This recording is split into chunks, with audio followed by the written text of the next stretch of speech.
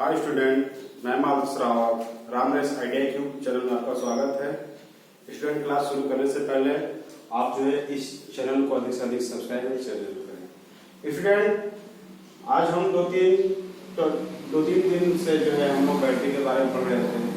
आज जो है बैटरी का जो चैप्टर जो है समाप्त हो जाएगा। उससे जो है जितने भी इम्पोर्टेंट क्वेश्चन निकले हुए हैं सारे हमने यहाँ पे नोट किया हुआ है और हर क्वेश्चन को जो है हम डिटेल में आपसे शेयर करेंगे। ठीक है, देखिए आइए student, important point of battery, यानी बैटरी से जितनी भी पॉइंट है, जितनी भी जुड़ी हुई चीजें हैं, हमने सारे यहाँ पर प्रयास किए हैं ताकि आपको जो है जो भी क्वेश्चन आए आपके एग्जाम में ITI लेवल तक ही सीमित है, ITI लेवल के बच्चों के लिए है। ठीक है, आइए देखते हैं। पहला है सेलों के समूह को बैटरी कहते हैं। पहले क्वेश्चन आपसे पूछा कि बैटरी आखिर होता क्या है। ठीक है, बैटरी होता क्या है? तो स्टूडेंट, बैटरी जो है सेल के समूह को बोला जाता है, यानी सेल को ग्रुपिंग करके बनाया जाता है बैटरी। ठीक है, यानी सेल को क्या किया जाता है, ग्रुपिंग करके बैटरी। जिससे मान लीजिए कि आपको 6 वोल्ट की बैटरी बनानी है तो कम से कम 1.5 वोल्ट की 4 सेल होंगी। ठीक है, तब जाकर के 6 वोल्ट की बैटरी आपको मिलेगी। ठीक, दूसरा पॉइंट है जिस धात्विक प्लेट के माध्यम से विद्युत धारा विलयन से बाहर आती है उसे एनोड कहते हैं, यानी वो एनोड कहलाती है।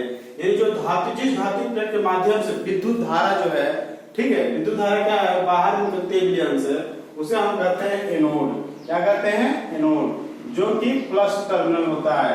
कौन सा टर्मिनल होता है? एनोड, तो प्लस टर्मिनल होता है। आगे देखिए स्टूडेंट, जिस धात्विक प्लेट के माध्यम से विद्युत धारा विलयन में प्रवेश करती है उसे हम बोलते हैं कैथोड स्टूडेंट, यानी कि निगेटिव। ठीक है, क्या है? Negative student.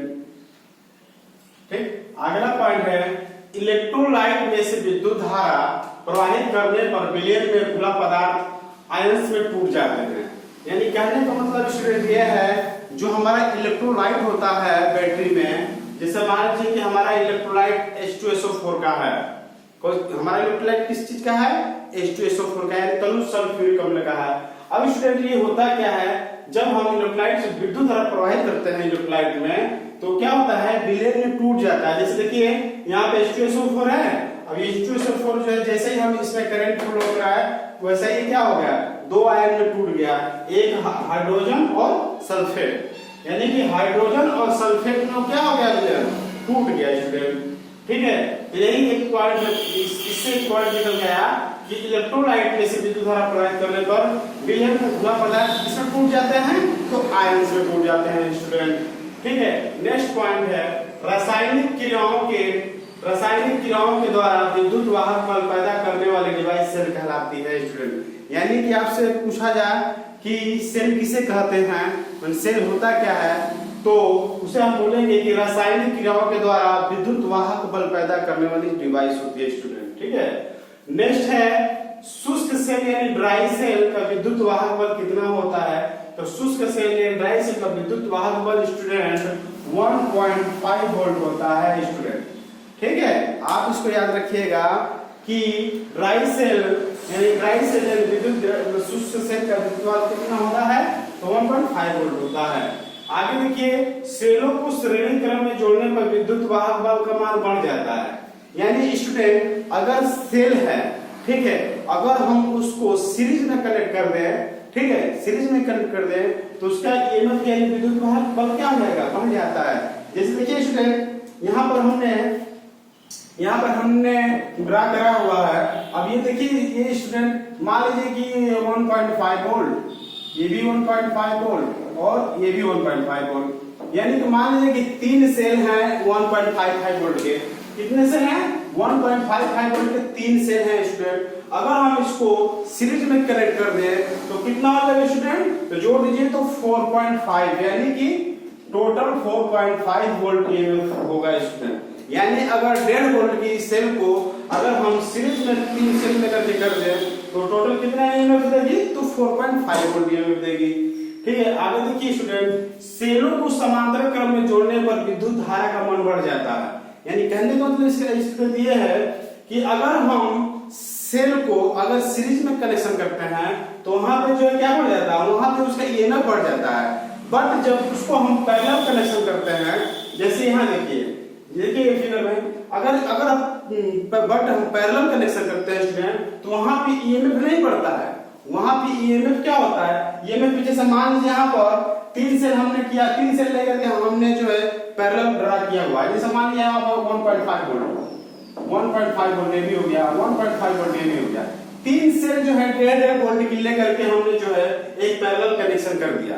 अब यहाँ पे बात आती है कि क्या इसका ईएमएफ बढ़ेगा, तो नहीं स्टूडेंट। प्रति सेल यानी कि जो पहला सेल होगा, यानी जिस सेल का ईएमएफ यानी 1.5 वोल्ट है तो 1.5 वोल्ट ही होगा। यानी कि अगर पैरेलल कनेक्शन कर दें तो क्या होगा ईएमएफ, वो 1.5 वोल्ट यानी प्रति सेल का ही ईएमएफ होता है। ठीक है। हाँ, बात आ रही है करंट। तो करंट क्या होता है, इसमें करंट बढ़ जाता है। ठीक है। आगे देखिए स्टूडेंट,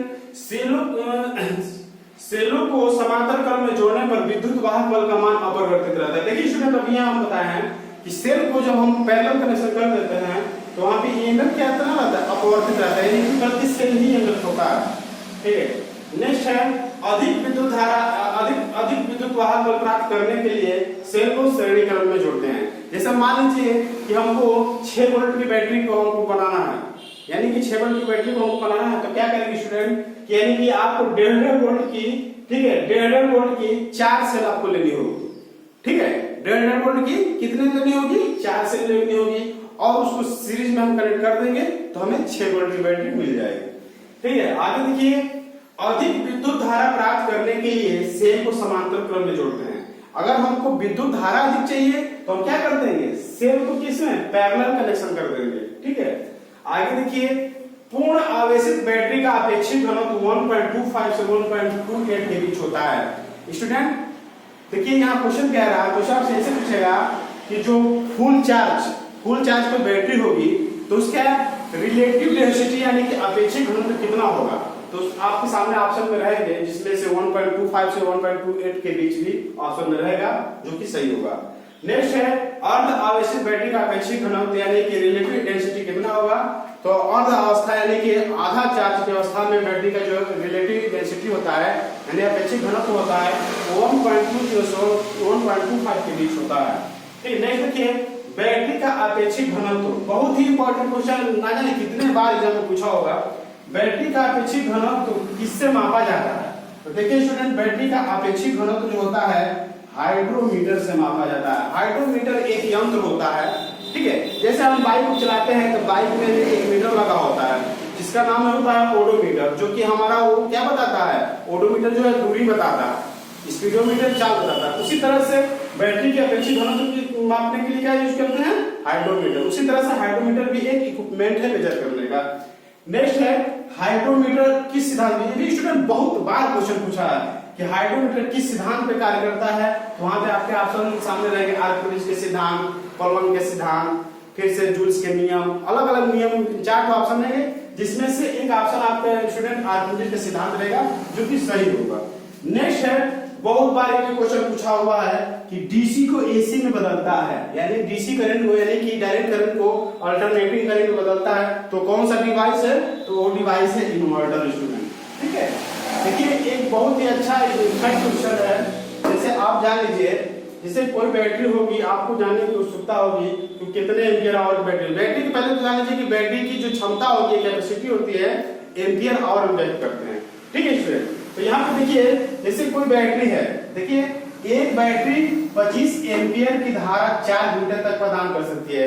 यानी कि कोई बैटरी है जो कि 25 एम्पियर की धारा कितने देर तक यानी 4 घंटे तक क्या कर सकती है, वो धारा प्रदान कर सकती है।